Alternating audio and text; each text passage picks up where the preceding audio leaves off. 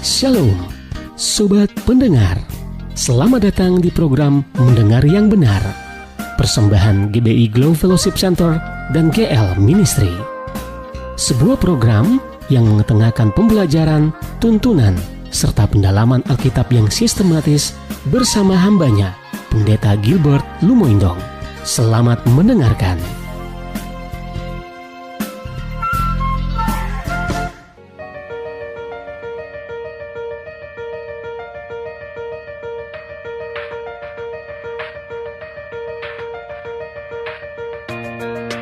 Shalom, apa kabar Bapak Ibu Saudara yang dikasihi Tuhan? Senang di kesempatan kali ini saya Pendeta Alfredus Yombing dapat bersama dengan Bapak Ibu Saudara dalam program kesayangan kita Mendengar yang Benar persembahan GBI Glow dan GL Ministry. Tentunya di kesempatan kali ini setiap kita mengalami banyak hal-hal yang luar biasa yang datangnya daripada Tuhan. Dan saya percaya di kesempatan kali ini juga tentunya ada setiap Bapak Ibu Saudara yang mengalami masalah, pergumulan, persoalan dalam kehidupan. Tetapi ingatlah bahwa ketika Tuhan berkata, hari depan kita ada di tangan Tuhan. Artinya, jangan kita takut dengan apa yang terjadi hari kemarin. Jangan kita pernah takut dengan apa yang terjadi yang kita rasakan hari ini. Karena prinsip hidup orang percaya bukan apa yang kita rasakan, tetapi prinsip hidup orang percaya adalah bagaimana kita berdiri pada iman percaya kita melalui firman Allah. Karena itu kami dari studio mengucapkan selamat mendengarkan.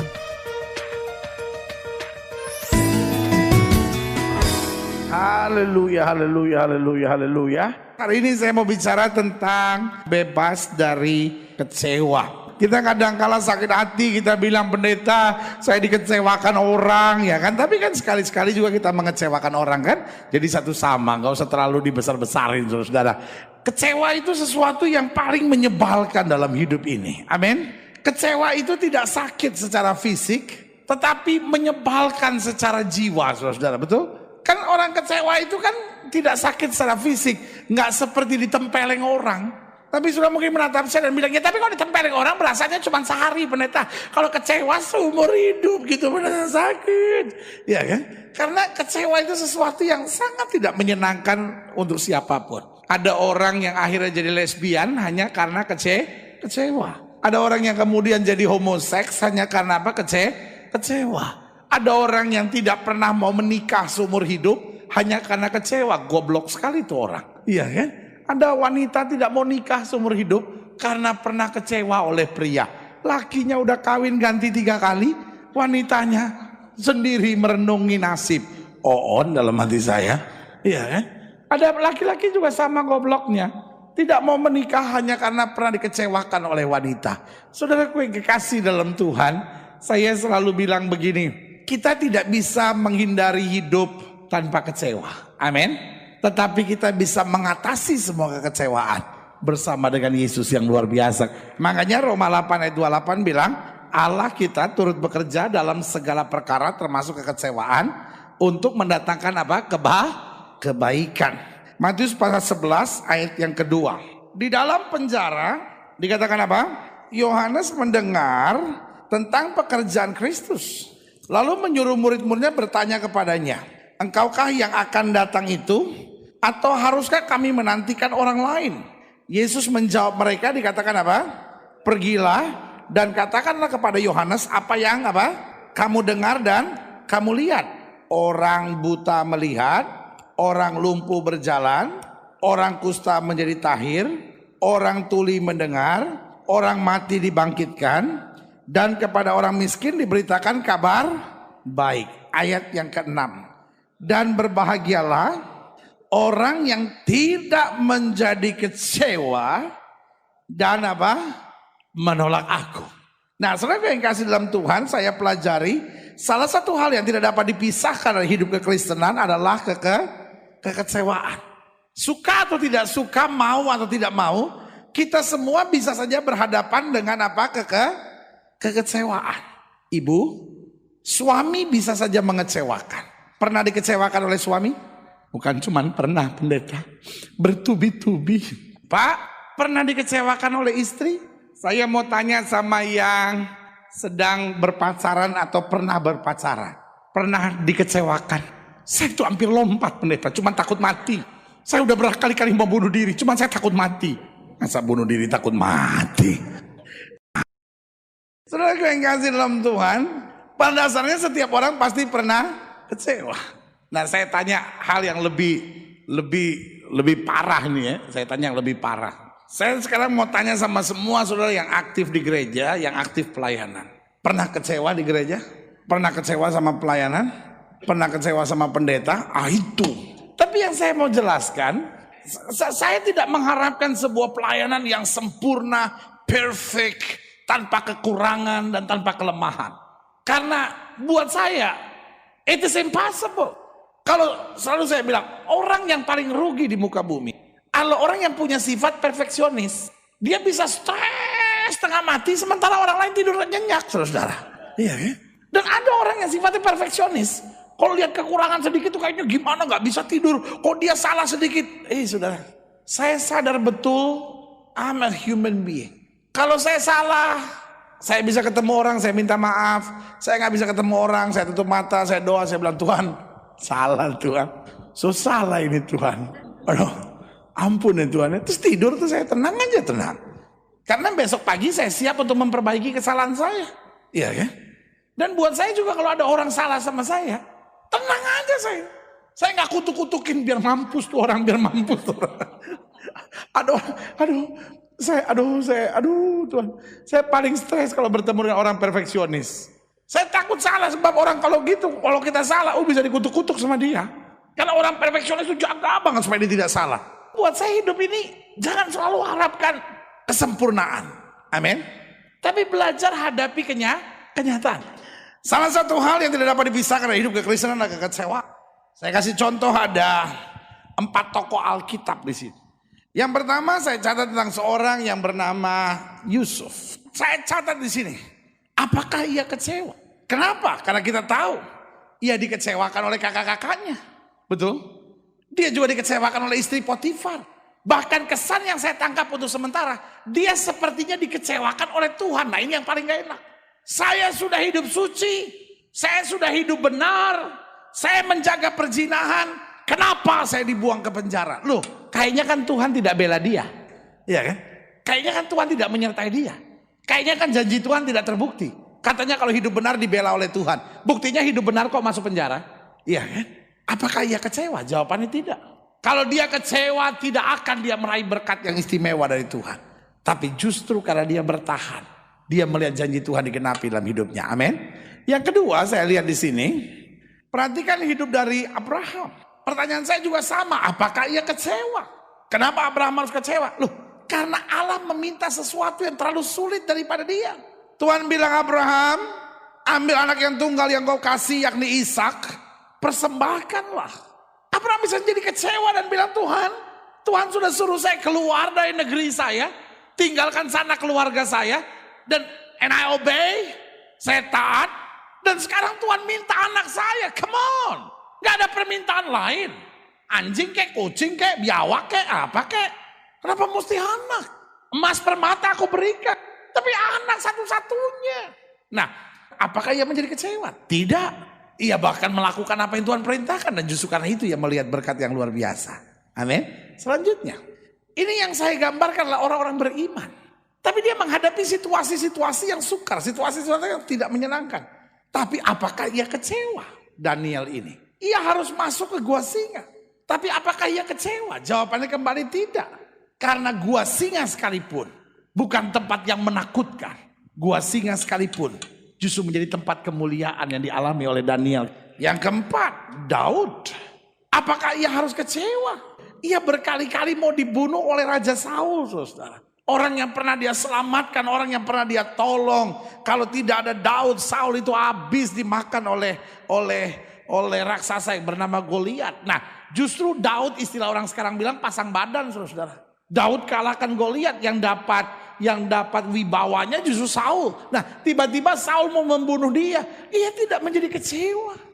Dia tidak bilang justru mentor saya, justru orang yang harusnya melindungi saya, justru orang yang harusnya memberi teladan, orang yang harusnya memberi contoh buat hidup saya, orang yang harusnya bimbing saya. Kenapa dia tiba-tiba menyakiti kita, ya kan? Saudara, tahu nggak saudara? Ada orang-orang yang sebetulnya senior saudara, ada orang-orang yang sebetulnya yang mengajak saudara ikut Tuhan, tapi sekarang dia tiba-tiba bisa fitnah saudara. Dia tiba-tiba bisa sikut saudara, dia tiba-tiba justru bisa menghambat karir saudara, coba menghambat pelayanan saudara, coba menghambat keuangan saudara, coba menghambat bisnis saudara. Tapi sebagai hamba Allah saya mau bilang, kita tidak berhak untuk menjadi kecewa. Amin. Kenapa kita tidak berhak menjadi kecewa? Karena kita tahu apa saja yang Tuhan izinkan terjadi dalam hidup kita, itu selalu yang terbaik buat kita. Makanya selanjutnya saya catat di sini bahwa ingatlah, kekecewaan bukanlah sebuah keadaan. Jangan bilang sama saya, tapi keadaannya mengecewakan saya. No. Kekecewaan bukanlah keadaan. Tetapi kekecewaan sebetulnya reaksi terhadap keadaan. Kekecewaan bukan keadaan, tetapi sikap kita, reaksi kita dalam menghadapi keadaan. Amin. Istrinya Potifar memfitnah Yusuf. Keadaannya kecewa enggak? Keadaannya boleh saja mengecewakan. Tetapi Yusuf tidak menjadi kecewa karena sikapnya dalam menghadapi keadaan. Dia tahu bahwa Allah turut bekerja dalam segala hal untuk mendatangkan kebaikan. Makanya dia bilang apa? Manusia boleh mereka-rekakan yang jahat, tetapi Allah mereka-rekakannya untuk kebaikan. Amin. Kalau kita kecewa bukan salah orang. Kalau kita kecewa itu keputusan diri kita sendiri. Ya. Orang yang rumah tangganya bahagia bukan orang yang tidak pernah diputusin waktu pacaran. Tapi ada orang yang sampai hari ini gak bisa ingat. Kalau dia dengar nama Yosef, marah hati. Itu laki-laki buaya. Pendeta khotbah tentang Yosef, langsung dia bilang, setan itu kenapa disebut-sebut oleh pendeta. Ada orang yang gak bisa dengar nama Ling-Ling, karena Ling-Ling pernah mengecewakan dia. Sehingga setiap kali kata Ling-Ling disebut, langsung dia berkata, Lucifer perempuan. Saya cuma mau bilang, kekecewaan bukanlah keadaan, tetapi sikap kita dalam menghadapi keadaan.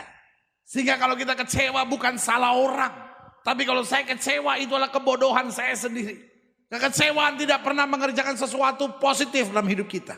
Setelah menikah, selalu siap menghadapi kekecewaan. Life is a game. Hidup adalah pertandingan. Tinggal bagaimana kita menghadapinya saja, saudara-saudara. Amin. Pemain bola lari dari ujung sana, lari ke ujung sini. Capek nggak? Pasti menang nggak? Life is a game. Hidup adalah pertandingan. Gak bisa dia capek lalu bilang, udahlah percuma. Kita belajar melihat yang positif dari bangsa kita, iya kan? Hidup adalah sebuah pertandingan. Tinggal reaksi kita menghadapi keadaannya saja. Kalau karena kita capek kita mengeluh, karena kita merasa sakit lalu kita kecewa, kita bodoh. Terlalu banyak yang bisa dipakai setan untuk mengecewakan kita. Tapi pandangan kita harus tetap memandang Tuhan. Kita tahu Dia membela kita dalam segala keadaan. Amin. Dari ayat bacaan yang kita pelajari, Yohanes Pembaptis. Ini bukan orang biasa. Yohanes Pembaptis pernah kecewa. Kenapa dia kecewa? Yang pertama, coba lihat Lukas pasal 3. Saya mau saudara ngerti betul bahwa kekecewaan itu tidak hanya melanda orang-orang yang baru bertobat atau belum bertobat. Tetapi kekecewaan bisa melanda siapa saja yang membuka pintu dalam hidupnya. Lukas 3 ayat 18-20. Dengan banyak nasihat lain, Yohanes memberitakan Injil kepada orang banyak. Akan tapi setelah ia menegur raja wilayah Herodes karena peristiwa Herodias, istri saudaranya, dan karena segala kejahatan yang lain dilakukannya, raja itu menambah kejahatannya, memasukkan Yohanes ke dalam penjara. Yohanes saking kecewanya dia bilang, engkaukah itu Mesias? Jadi dari sini saya pelajari, dia ditangkap dalam kebenaran. Saudara, kalau kita susah karena kita salah, kita bisa terima. Betul? Kalau kita disakitin orang karena kita salah, kita bisa terima. Kalau kita disingkirkan orang karena kita salah, kita bisa terima. Kalau kita dimaki orang karena kita salah, walaupun sakit kita masih bisa terima. Yang paling gak enak, kita udah jelas-jelas benar, masih dimaki orang. Kalau karena saya salah, itu gak apa-apa. Kita juga harus tahu diri, saudara-saudara. Amin. Saya ketemu orang, dia gak mau ke gereja lagi, karena dia digosipin selingkuh sama pendetanya. Setiap kali dia masuk gereja, istri gembalanya itu buang muka lihat dia. Selalu bilang gini, perempuan gatel kata. Dia bilang, saya tuh trauma pendeta. Saya gak akan masuk gereja lagi. Gimana kalau semua gereja akhirnya ngecap saya genit-genit sama pendeta? Ini Saya tuh rasa gimana gitu. Suami saya sampai marah. Sekeluarga ini akhirnya gak ke gereja lagi. Nah, saudara yang kasih dalam Tuhan, itu yang saya mau jelasin buat saudara. Bahwa kalau kita bicara tentang kekecewaan, biasanya terjadi kalau kita udah merasa benar, saudara-saudara. Betul? Dan itu sakitnya tuh kayaknya perih banget. Tapi sebagai hamba Allah saya cuma mau bilang begini. Kalau kita sudah buat benar, yang nilai kita kan Tuhan. Amin. Biarin aja orang mau buat apa. Setahu kita bahwa Tuhan sudah mengetahui apa yang kita buat, Tuhan juga akan menyelesaikan segalanya buat kita. Amin. Kadang-kala kita tuh, kalau kita udah rasa bener gitu, kita nggak bisa tersinggung sedikit. Buat saya it's okay. Belajar tertawa menghadapi hal yang pahit dalam hidup ini. Selalu saya bilang, anak kecil itu dia menangis kalau sakit. Tetapi orang dewasa tidak selamanya menangis kalau sakit. Betul? Anak kecil itu kalau sakit sedikit, pampersnya basah langsung. Tapi saya mau tanya sama saudara. Saudara duduk di satu kursi dan saudara nggak tahu kursi itu baru dicat. Saudara duduk kena cat, nangis gak saudara? Enggak kan? Saudara tertawa kan? Betul nggak? Biasanya saudara tertawa. Ya, wah, kena cat. Tapi saudara tertawa, kenapa? Saudara dewasa, ngerti nggak? Saudara dewasa. Kalau anak saudara yang bayi pada gini. Karena tangan dia nggak bisa tarik kena cat. Ngerti nggak sampai di sini saudara? Hidup Kristen juga sama. Jangan kita menangis hanya karena keadaannya pahit. Belajar kita tertawa bukan hanya karena keadaannya menyenangkan. Di tengah situasi yang tidak menyenangkan sekalipun kita tertawa. Karena kita tahu kalau Tuhan izinkan ini semua, pasti Tuhan juga punya maksud yang baik di balik semuanya. Amin. Yang kedua, Yohanes Pembaptis pernah kecewa karena dia ditangkap dalam kebenaran. Yang kedua, Yohanes Pembaptis pernah kecewa kenapa? Yesus tidak datang menjenguk dia. Padahal mereka sepupu kan. Saya ingat kan bahwa Maria itu adalah sepupu dari apa? Elizabeth. Betul? Sehingga Yesus dengan Yohanes Pembaptis adalah sepupu ya kan. Karena mereka saudara, Maria dengan Elizabeth itu saudara ya kan. Jadi Yesus dengan Yohanes Pembaptis itu mungkin saudara tidak pernah pikir itu saudara. Ya kan? Nah, waktu Yohanes ditangkap, Yohanes kan bisa saja berpikir. Pertama kita sama-sama melayani. Kedua kita sepupu, tolong napa? Ya kan? Lihat, Matius 4 ayat 12 ya. Tetapi waktu Yesus mendengar bahwa Yohanes telah ditangkap, dikatakan apa? Ya ampun. Bukannya datang menjenguk, malah menyingkir dan pergi kemana? Ke Galilea. Jadi lihat, Yohanes Pembaptis kecewa loh. Kenapa ya? Kok dia tidak mau menjenguk? Jadi seringkali kita kecewa kenapa? Karena kita ahli bikin skenario saudara-saudara. Orang buang muka sama kita langsung. Dia mungkin udah benci sama saya. Kurang ngajar tuh orang. Nah, kita muter tuh pikiran tuh. Jadi kekecewaan itu bertambah parah dalam hidup kita. Karena apa? Kita punya pikiran. Dan lebih parah lagi ada yang ngomong lagi. Iya dia kan begitu. Memang. Aduh. Kekecewaan itu jadi tambah matang. Kenapa? Dibumbu-bumbuin terus. Persoalannya gak seberapa kadang-kala. Cuman karena terus dibumbu-bumbuin, dikipas-kipas. Nah itu. Ya. Yang ketiga, dia bahkan akan dibunuh. Dan Yohanes Pembaptis ngerti nih bahwa dia akan dibunuh. Sehingga apa yang terjadi dia? Kok saya udah melayani Tuhan. Yesus yang katanya Mesias. Saudara saya kok gak berbuat apa-apa. Sekarang saya mau dibunuh. Nah sehingga kesimpulan-kesimpulan yang dia buat, persoalan-persoalan di depan dia, itu begitu menekan hidupnya. Iya kan? Berbeda sama Sadrah Mesah Abednego yang bilang. Sadrah Mesah Abednego bilang apa? Dia bilang, silakan Tuanku Raja, lakukan apa yang kau pandang baik. Dia bilang, kalau Tuhan yang kami sembah sanggup tolong, dia pasti tolong. Tapi kalau Tuhan yang kami sembah tidak sanggup tolong untuk menyembah Dewa Tuanku Raja, kami tidak mau. Dengan lain kata, kalau saya mesti terpaksa dibunuh, matilah. Dia tidak pernah menjadi kecewa. Amin. Berarti bukan karena keadaan kan seorang kecewa. Tetapi karena apa? Reaksi kita dalam menghadapi keadaan. Pikiran-pikiran kita dalam menyimpulkan segala persoalan. Nah, makanya saya kesimpulkan tentang kekecewaan. Yang pertama saya catat di sini kesimpulannya. Kekecewaan dapat melanda siapa saja yang membuka diri. Pendeta pun bisa kecewa. Orang yang udah aktif di pelayanan pun bisa kecewa. Orang yang udah bertahun-tahun iring Tuhan pun bisa kecewa, saudara-saudara. Makanya kadang-kadang kita bingung, loh orang ini udah pelayanan bertahun-tahun, kok bisa mundur dari pelayanan? Nah itu dia. Karena kecewa. Kok dia dulu semangat benar untuk Tuhan, kok sekarang kayaknya setengah-setengah gitu. Kenapa? Karena kecewa. Kita bingung loh, dia kan dulu aktif di pelayanan, kok sekarang bisa hidup dalam dosa sih? Kok dia sekarang bisa berzina sih? Seringkali karena kecewa. Makanya saya tulis kecewa dapat melanda siapa saja yang membuka diri. Saya berani bilang kalau sampai kau kecewa, bukan salah orang, salah diri kita sendiri. Amin. Jangan buka pintu untuk kecewa. Saudara boleh protes sama saya dan bilang, ya tapi pendeta ini ngomong sembarangan aja. Pendeta tuh gak tahu betapa kecewanya hati saya. Kecewa itu bukan keadaan, Bu. Kecewa itu bukan keadaan, Pak. Kekecewaan itu bukan keadaan orang-orang muda yang disayang Tuhan. Kekecewaan adalah sikap kita dalam menghadapi keadaan. Makanya kekecewaan dapat melanda siapa saja. Yang kedua saya catat di sini, kekecewaan adalah kendaraan yang dipakai iblis untuk mengantar banyak orang ke neraka. Untuk mengantar banyak orang keluar dari gereja. Iya kan? Banyak orang keluar dari gereja kadang-kadang bukan karena setan, tapi karena kecewa. Makanya selalu saya bilang, kecewa adalah kendaraan yang paling mudah dipakai setan untuk mengantar orang ke neraka. Untuk mengantar orang keluar dari gereja. Untuk mengantar orang keluar dari pelayanan. Banyak orang keluar dari gereja karena apa? Kecewa. Iya kan? Pendeta doa dalam nama Yesus. Setan-setan yang bikin jemaat saya keluar, aku tolak. Setannya bilang bukan gua. Bener bukan gua. Dia sendiri. Makanya jangan sampai kecewa. Orang boleh mengecewakan saya, tapi Tuhan akan pakai untuk kebaikan. Amin. Yang ketiga, jadi ingat kekecewaan dapat melanda siapa saja yang apa? Membuka diri ya. Yang kedua, kekecewaan adalah kendaraan apa? Yang dipakai iblis untuk mengantar banyak orang percaya ke neraka. Saya tidak mau membiarkan kekecewaan membuat pelayanan kita mundur. Saya nggak mau kekecewaan membuat hidup kita bodoh.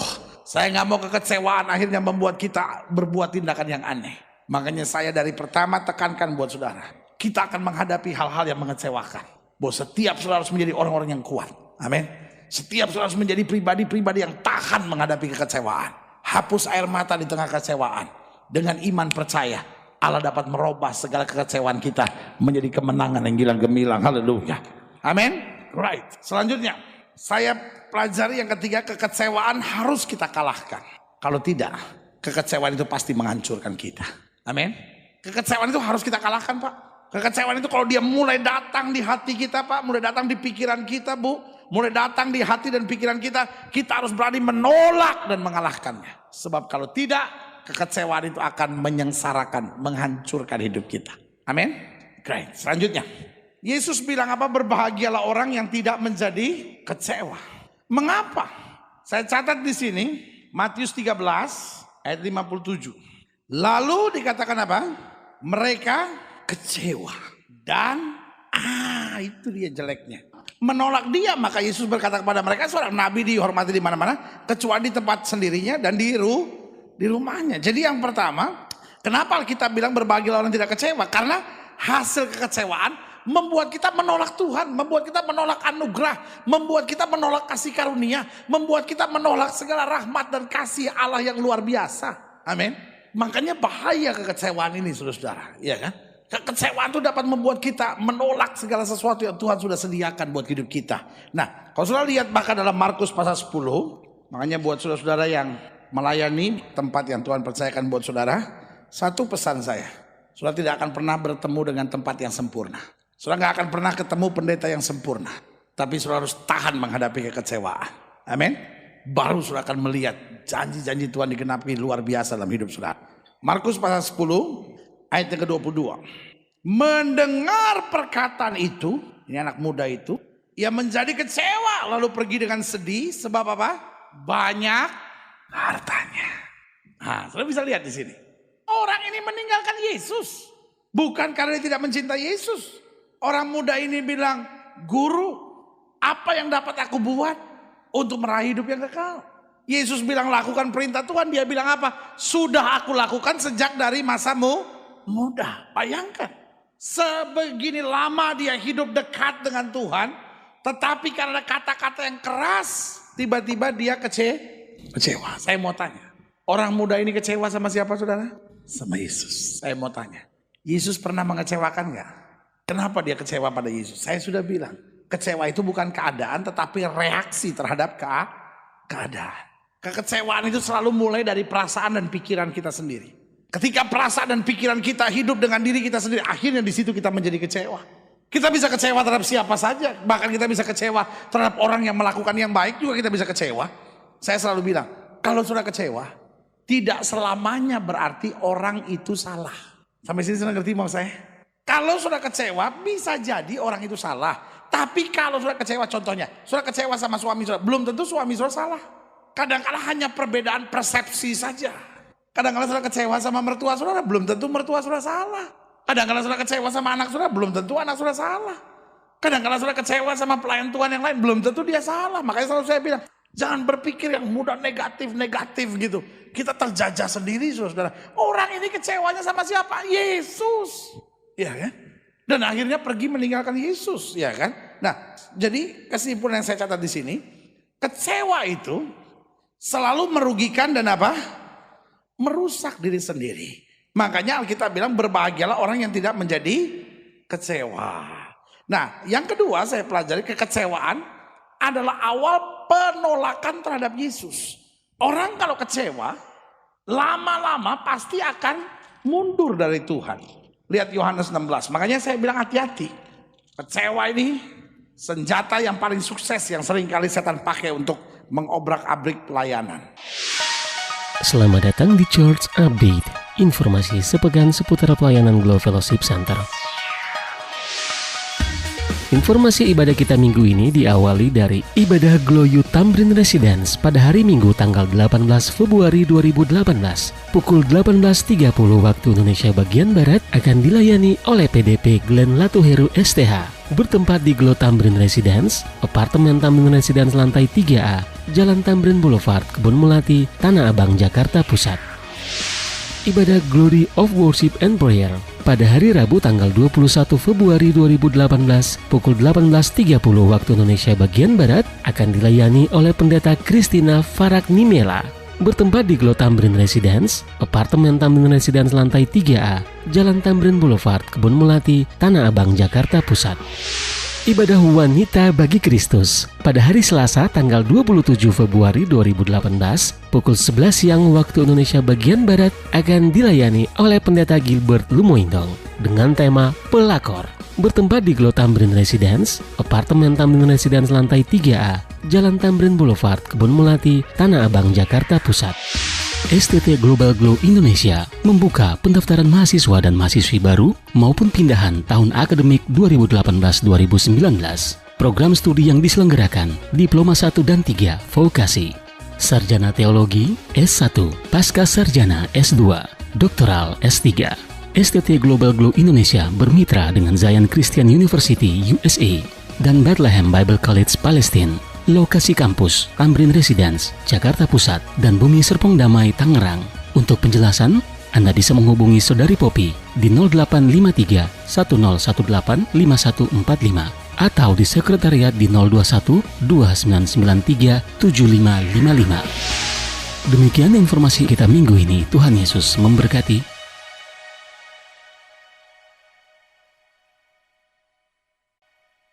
Yohanes 16 ayat 1. Semuanya ini kukatakan kepadamu supaya kamu jangan apa? Kecewa dan menolak aku. Kamu akan dikucilkan, bahkan akan datang saatnya bahwa setiap orang yang apa? Membunuh kamu akan menyangka bahwa ia berbuat bakti bagi Allah. Mereka akan berbuat demikian karena mereka tidak mengenal baik Bapa maupun aku. Apabila datang saatnya, kamu ingat bahwa aku telah mengatakan kepadaku. Jadi orang yang kecewa itu mudah lemah. Orang yang kecewa mudah buat tindakan yang aneh-aneh. Orang yang kecewa akhirnya berani meninggalkan Tuhan, berani meninggalkan Yesus. Padahal kadang-kala yang kecewakan dia bukan Yesus, saudara. Ada orang yang dikecewakan oleh suaminya tapi nggak mau pelayanan. Ada orang yang karena dikecewakan rekan gerejanya tiba-tiba nggak mau pergi ke gereja lagi. Yesus tidak pernah mengecewakan, tapi yang dia tinggalkan justru Yesus. Makanya saya tulis kekecewaan awal penolakan terhadap Yesus. Nah, di Habakuk pasal 3 kita belajar bagaimana menghadapi cara yang tepat untuk menghadapi kekecewaan. Dikatakan mulai dari ayat yang ke-17, sekalipun pohon ara tidak berbunga, pohon anggur tidak berbuah, hasil pohon zaitun mengecewakan, sekalipun ladang-ladang tidak menghasilkan bahan makanan, Kambing domba bahkan terhalau dari kurungan, dan tidak ada lembu sapi dalam kandang. Apa sikap dari Nabi ini? Aku akan bersorak-sorak di dalam Tuhan, beria-ria dalam Allah yang menyelamatkan aku. Allah Tuhanku itu kekuatanku. Ia membuat apa? Kakiku seperti kaki rusa. Ia membiarkan aku berjejak di bukit-bukitku. Artinya dia mau ngomong begini, melewati masa yang sukar, Tuhan justru melatih aku sehingga kakiku dapat berjejak di batu. Artinya justru melewati pendidikan yang keras, Tuhan melatih aku menjadi seorang yang luar biasa. Kalau doa saudara belum dijawab, jangan kecewa. Kalau saudara menghadapi situasi yang tidak seperti saudara harapkan, jangan kecewa. Kalau saudara menghadapi kenyataan-kenyataan pahit dari orang yang paling saudara andalkan dalam hidup saudara, jangan kecewa. Karena kekecewaan tidak pernah akan menolong saudara. Kekecewaan justru menyengsarakan hidup saudara. Nah, bagaimana menghadapi hal-hal yang mengecewakan? Ada 4 hal penting yang saya catat di sini. Yang pertama, dalam menghadapi kekecewaan, tetaplah berjalan dalam ketekunan dan pengharapan. Artinya apa? Tetap tekun. Walaupun air mata mengalir, tetap tekun. Dan senantiasa memiliki pengharapan. Jangan cepat putus asa. Jangan aduh Tuhan percuma deh semuanya. No. Tetap lihat apa maksud Tuhan di balik semuanya ini. Dan bukan hanya itu saja. Roma 5 ayat 3. Dan bukan hanya itu saja, kita malah bermegah juga dalam kesengsaraan kita. Karena kita tahu bahwa kesengsaraan itu menimbulkan apa? Dan ketekunan itu menimbulkan apa? Tahan uji. Tahan uji itu menimbulkan apa? Pengharapan ayat 5. Dan pengharapan itu tidak mengecewakan. Karena kasih Allah telah dicurahkan dalam hati kita oleh Roh Kudus yang telah dikaruniakan kepada kita. Jadi Alkitab bilang kesengsaraan harus menimbulkan apa? Ketekunan. Yang akhirnya menimbulkan pengharapan. Dan orang yang tetap berharap sama Tuhan. Bukan buat kesimpulan, wah ini parah, oh ini mengecewakan, oh ini menyakitkan. Tapi betul-betul dia sudah punya pengharapan yang pasti. Maka di situ dia melihat kekuatan yang sempurna dari Tuhan. Amin. Selanjutnya, bagaimana menghadapi hal-hal yang mengecewakan? Ingat kasih setia Allah yang senantiasa dinyatakan di tengah-tengah kita. Amin. Jadi jangan ingat hal-hal yang pahit, jangan ingat hal-hal yang menyakitkan, tetapi ingat hal-hal yang sudah dinyatakan di tengah kita. Makanya waktu Yohanes Pembaptis mengutus orang, ayat yang keempat, Yesus menjawab apa? Yesus menjawab mereka, pergilah dan katakanlah kepada Yohanes apa yang kamu dengar dan kamu lihat. Orang buta melihat, orang lumpuh berjalan, orang kusta menjadi tahir, orang tuli mendengar, orang mati dibangkitkan. Dan kepada orang miskin dikatakan apa? Diberitakan kabar baik. Ayat yang ke-6, baca sama-sama. Dan berbahagialah orang yang tidak menjadi kecewa dan menolak aku. Jadi ayat ini mau menjelaskan bahwa Yesus gak bilang apa-apa kok. Yesus cuma bilang, beritahu kepada Yohanes apa yang terjadi. Orang buta melihat, orang tuli mendengar. Artinya apa? Waktu diceritakan pada Yohanes, Yohanes akan ingat, oh iya ya, saya harus kembali mengingat karya Tuhan. Bukan karya manusia. Manusia mau ngomong apa masa bodoh. Yang penting Tuhan sudah bela saya. Tuhan sudah selamatkan saya. Tuhan sudah sertai saya. Dan Tuhan tetap lakukan yang terbaik buat saya. Amin. Lalu selanjutnya yang ketiga. Masih di Matius 11 ayat yang ke-19. Dikatakan kemudian anak manusia datang. Ia makan dan minum dan mereka berkata, lihatlah ia seorang pelahap dan peminum. Sahabat pemungut cukai dan orang berdosa. Tetapi hikmat Allah dibenarkan oleh perbuatannya. Berarti yang ketiga menghadapi hal yang mengecewakan. Jangan khawatir dengan apa yang orang bicarakan. Yesus saja bilang, Yohanes datang tidak makan tidak minum. Orang bilang dia kerasukan setan. Aku datang, aku makan dan minum. Orang bilang aku sahabat pemungut cukai. Ya kan? Yesus tekankan di sini apa? Tetapi hikmat Allah dibenarkan oleh perbuatannya. Artinya apa? Kita harus hidup dalam hikmat. Hikmat itu apa sih? Hikmat itu artinya mendengar suara Tuhan. Itu hikmat. Kalau saya ngambil keputusan, saya doa, Tuhan bicara, itulah hikmat. Apa sih kebodohan? Kebodohan itu mengandalkan kekuatan sendiri. Orang yang mengandalkan kekuatan sendiri pasti jatuh. Tapi orang yang mendengar suara Tuhan, dipimpin Tuhan untuk selalu naik dan melihat kemudian Tuhan dinyatakan. Dan yang keempat, yang terakhir, bagaimana menghadapi hal-hal yang mengecewakan? Belajar selalu memiliki pandangan ke depan. Amin. Hari ini adalah pertandingan. Besok adalah kemenangan. Amin. Makanya Paulus bilang, aku melupakan apa yang ada di belakangku dan mengarahkan diri kepada apa yang ada di hadapanku.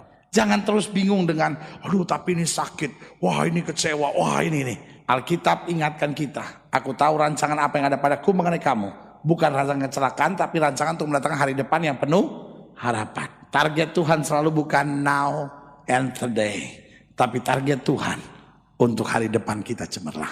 Amin. Sebagai penutup, saya tekankan di sini, setan senang dengan orang-orang kecewa. Karena apa? Karena ada 3 hal penting yang saya catat di sini. Yang pertama, karena orang-orang kecewa cenderung nekat, cenderung masa bodoh, dan cenderung berpikiran jahat. Makanya setan senang buat kita kecewa. Ada aja yang setan tahu. Jadi kalau di hati sudah mulai mau kecewa, ingat, oh ini saya buat setan senang nih.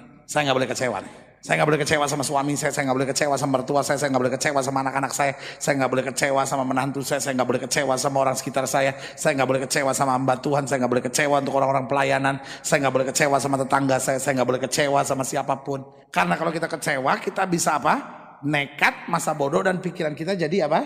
Jahat. Kita bisa nyumpain orang kalau kecewa. Biar mampus tuh orang, biarin aja dia. Diajar orang ntar dia. Pikiran kita jadi jahat sekali. Selanjutnya, orang kecewa itu cenderung melupakan Tuhan. Orang kalau udah kecewa nggak ingat firman. Kalaupun orang ingetin, kan Alkitab bilang ini, masa bodoh kok nggak mau tahu. Gitu. Karena orang yang udah kecewa cenderung melupakan Tuhan. Yang ketiga saya pelajari, orang kecewa cenderung apa? Merusak. Orang kecewa itu cenderung merusak dirinya, ya kan? Makanya jadi homoseks, jadi lesbian. Orang kecewa bisa narkoba, orang kecewa bisa lari ke diskotik, ya kan? Orang kalau udah kecewa bisa jual diri, orang kalau udah kecewa bisa pacaran sama suami orang kalau udah kecewa bisa selingkuh, ya kan? Dia merusak dirinya sendiri, dan repotnya juga orang kecewa itu merusak orang lain. Bahkan orang kecewa itu bisa merusak pekerjaan Tuhan. Bisa ngomongin pendeta lain, bisa mecahin gereja, bisa ngadu domba satu sama lainnya. Makanya saya bilang hari ini, biarlah firman Tuhan yang disampaikan oleh Yesus menjadi kekuatan buat kita. Berbahagialah orang yang tidak menjadi kecewa. Amin. Haleluya, puji Tuhan, kita sudah mendengarkan firman Tuhan yang disampaikan oleh hambanya Bapak Pendeta Gilbert Lumendong pada kesempatan kali ini. Saya percaya setiap kita pasti sudah diberkati oleh kebenaran firman Tuhan pada kesempatan kali ini. Oleh karena itu, biarlah apa yang sudah menjadi kebenaran firman Tuhan itu terus menjadi rema dalam kehidupan kita semua, sehingga kemenangan, sukacita, damai sejahtera itulah yang terus menjadi bagian buat hidup kita semua yang ada. Haleluya. Karena itu Bapak Ibu saudara kasih dalam Tuhan, bagi Bapak Ibu saudara yang rindu untuk mendapatkan renungan firman Tuhan ini, dapat menghubungi kantor sekretariat kami di GBI Glow maupun juga di GL Ministry. Oleh karena itu, Bapak Ibu saudara dapat menghubungi kantor sekretariat kami tersebut. Dan akhirnya pada kesempatan kali ini saya mengingatkan buat setiap kita semua, ingatlah bahwa Yesus Kristus adalah Tuhan, Yesus Kristus tetap Tuhan, Yesus Kristus selama-lamanya Tuhan. Hanya Yesus Kristuslah satu-satunya jalan keselamatan untuk kita sampai dan masuk ke surga. Haleluya. Saya Pendeta Alfredus Siombing mengucapkan terima kasih, dan kita akan berjumpa dalam program berikutnya. Tuhan Yesus memberkati.